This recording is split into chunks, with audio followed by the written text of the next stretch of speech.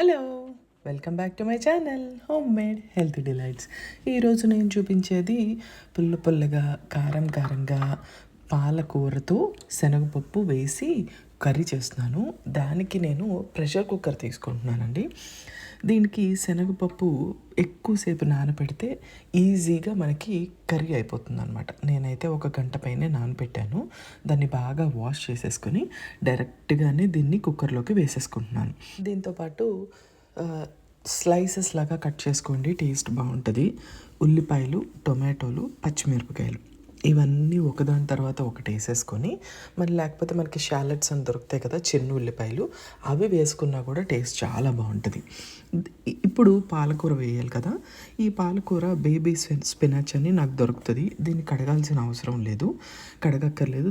డైరెక్ట్గా తీసుకొని చిన్నగా చాప్ చేసి వేయండి. అప్పుడే కూర ఉడికిన తర్వాత బాగుంటుంది.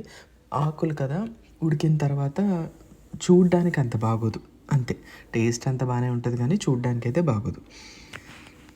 దాని తర్వాత ఇప్పుడు ఈ పాలకూరలో ఉన్న స్పెషాలిటీ అందరికీ తెలిసిందే. ఆకేమో చాలా ఎక్కువ ఉన్నట్టు ఉంటుంది, ఉడికిన తర్వాత అసలు కూడా కనపడదు. ఇప్పుడు ఆ పాలకూర అంతా పెట్టేసుకున్నాక దానికి సరిపడినంత ఉప్పు, పసుపు, కారం అన్నీ ముందే వేసుకోవాలి, తర్వాత వేయద్దు. ఇంపార్టెంట్ స్టెప్, ముందే వేసేయండి. అన్నీ వేసేసుకున్న తర్వాత నేను మామిడికాయ పేస్ట్ వేస్తున్నాను. చింతపండు పులుసు పోయట్లేదండి ఇక్కడ. ఈ మామిడికాయ పేస్టు నేను ఇండియా నుంచి వచ్చినప్పుడు తెచ్చుకుంటాను, సంవత్సరం అంతా వాడుకోవడానికి.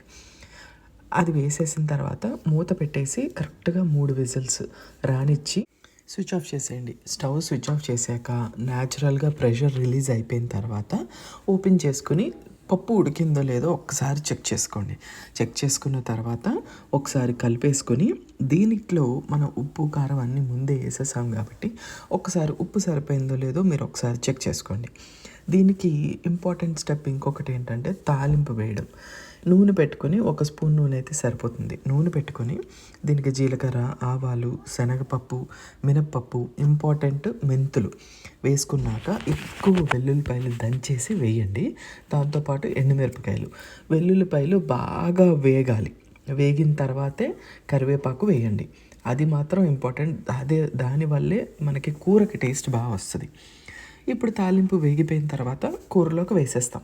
దీంట్లో సరిపడినంత కొత్తిమీర కూడా వేసేసుకొని ఒక్కసారి మళ్ళీ గరిటతో మనం చక్కగా అటు ఇటు తిప్పేసుకుంటే పాలకూర, శనగపప్పు కూర చాలా బాగుంటుందండి. రెడీ అయిపోయినట్టే. భలే పుల్లగా కారంగా ఎంతో టేస్టీగా ఉంటుంది. ఇది చపాతీకి కూడా టేస్ట్ చాలా బాగుంటుంది. అన్నంతో పాటు చపాతీకి కూడా టేస్ట్ బాగుంటుంది. మీరు కూడా ట్రై చేసి నాకు కామెంట్ సెక్షన్లో ఎలా ఉందో చెప్పండి. Thank you so much for watching. Bye.